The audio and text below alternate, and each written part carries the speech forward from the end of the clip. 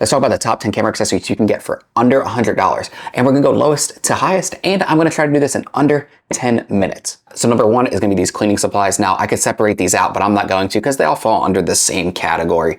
They each go for around $10 or less. I'll have the links below, but they all are gonna work great for you, and you throw them in your bag and just need them when your lens gets dirty. So number one is the rocket blower. The nice thing about a rocket blower is it's just gonna take all that dust and get pushed to the edges or pushed off of your filter or your lens. If it doesn't get the dust particles off, we go to the next thing in the cleaning supplies and get a lens pen, right? And all you gotta do is take that and just wipe around those edges to try to get those dust particles off from those edges. When all else fails and you're like me, a lens wipe, because I have a bad habit of touching my filters, especially like magnetic ones and stuff like that. They're a little harder to get off. I always have a tendency of just accidentally bumping them. So something like this, you just take off and you just wipe around your lens or your filter. And the fact that you can get all three of these for less than $30 and throw them in your bag and they're there when you need them is a great tool to have. Next is the dual battery charger by Numoa. Now they make a lot of different things. They're like a Newer or one of those other brands, probably on the lower end even of Newer, where Newer makes cheap products. This is probably even lower than that, I would say. And what's really nice about it is you can throw two batteries in there. So say you have 4 batteries, but you need to charge 2 at the same time. You can charge 2 of them at the same time. You plug it in, you walk away, you still have your other batteries. The biggest problem I have with this is it does take a while for them to charge. And that's kind of what happens sometimes when you buy cheaper products. So it's just like anything else, the cheaper it is, sometimes they cut corners on it. So it doesn't charge as fast as if you bought like a small rig one or something else, but it's gonna cost you like a third of the price. It's like buying a third-party battery. You save money, but is it the best choice? And then we're gonna talk about this. This is the smaller multi-tool one. It's great if you just wanna have a little tool in your bag because you never know when you're gonna come across needing something like this, right? When you need a Phillips head, you need a 36, you need a T4 or anything like that. And honestly, my favorite part that honestly gets used the most for this is this, flathead. Because let's be honest, we always need to have a flathead. There's a lot of tripods that are like this right here on the side where when you go to screw this in, there's no hinges right here for you to grab or anything like that. So you're gonna need something like a key. Well, not every tripod includes a key, but if you have this in your bag, you can easily just grab it and tighten it. Because the one I'm using right now, the Slick U8800L, it's $60. It's a great sturdy little tripod, especially for a studio setup, but guess what? It doesn't have a key with it, so I need something to tighten it. I don't always have a quarter sitting around, but I will always have this sitting in my bag or sitting on a shelf, and I know I can just grab this and tighten it when I need to. The wall outlet by Anker. This one's at 65 watts, so it's going to charge your camera faster, it'll charge your phone faster, it'll charge your batteries faster, whatever you need, it'll charge it faster because it's rated at 65 watts.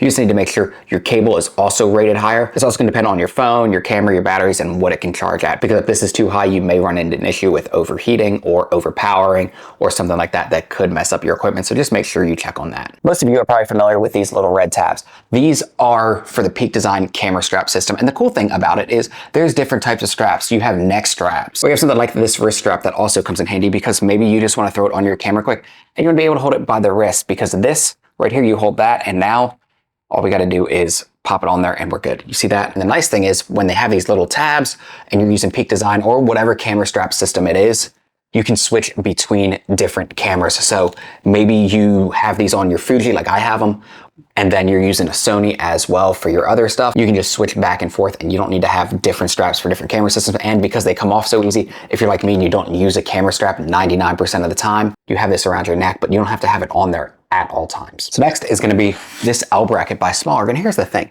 not everybody needs an L bracket, so if this isn't for you, just skip on ahead. So what we gotta do is throw it on our tripod like this. Now we have it horizontally the way we want it because of that. Or what you do is you take it, open it up, and now we can put it like that. So now it's vertical in case you wanna get a cool shot.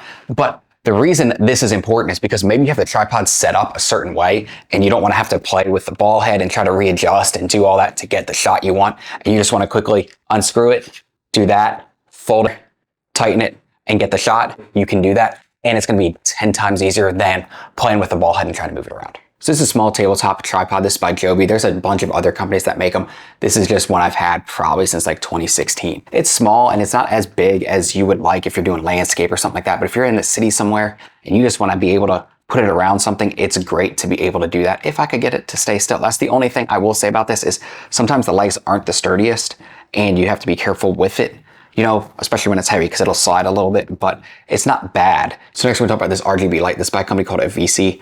I bought this years ago when it was a little cheaper than it is now. I had never heard of the company, but it was cheap and had some good reviews. And the nice thing about this is it's an RGB light. So you can have it from all different colors and you can decide what the percentage of RGB is that you want it, right? So I have it on like a green color now at like 143 degrees, I believe.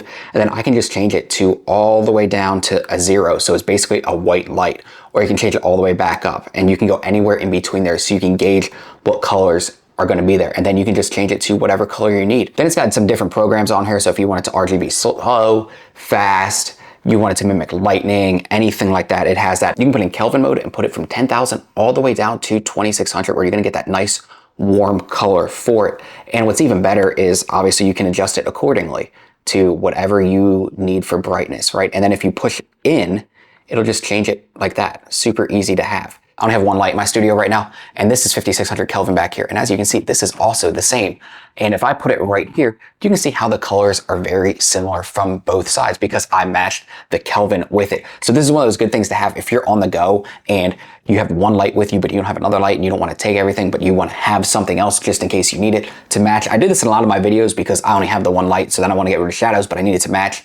This is where that comes in handy because you have that Kelvin degree from 2600 all the way to 10,000 if needed. I'm filming all these at the same time. The reason the lighting's changing is because I have my windows open and a storm's coming through, so it's getting a little darker out. This small rig battery is great. It works for your monitors, which is amazing. Plus, it can charge your camera at the same time. So yes, you lose out on the battery percentage on your monitor if you're charging your camera, but having the option to do both at the same time is very convenient when you're on site shooting a wedding or anything like that where you're gonna need to have both. This will come in handy instead of having to change batteries out all the time, or if you're down to your last battery, you need your battery charged because it's more important to have your battery than your monitor. The only bad part about it is it's $80. Now, if you want a cheaper option, I'll link that below. That's what I'm using right now for this video while I'm doing this. That one works great. It's just, it dies a lot quicker than this one. And lastly is going to be the microphone I'm using, not the DJI mics. DJI 2 mics, I believe you can buy a single mic, just the mic, and that's it. For under $100, I am referring to this lav mic by Rode. So this is it, and you don't need an adapter for it. You can plug this right in and not need an adapter, which is very impressive. And then here's your mic part of it. And this is one of the little things that they include right here is this adapter to hold it. And then this part you would just take, and you can see you would just turn it, and now you just clip it on your shirt like that. So this is a great little thing to have. You can have as a lav mic. I mean, look how small this is, right? Fits right in the palm of your hand. And all you gotta do is undo it. And then when we undo it, the cool thing is there's some accessories over here if you need it, and it comes with a windscreen. So if you're ever out and you need a windscreen, it's right there for you. But what I like doing, just because of the size of it, there's some like empty room in there. So what I always do is I carry a mic with me in there because I usually just film for myself and by myself. So I can just throw it in there. And if I'm using the Pocket 3, it hooks up wirelessly. So I can just have it, I just have the DJI mic in my pocket and then have the lav run up my shirt and we're good. And now I have a full setup with only needing to carry this and a Pocket 3 with me. Let me know what you add to the list. Let me know what you take away to the list. And if there's anything I missed, like let me know below so that way I can go look it up and see if it's something I need to throw in my camera bag. And if this was helpful, we just ask you to like and subscribe so that way I kind of know what kind of content I need to be pushing out in the future.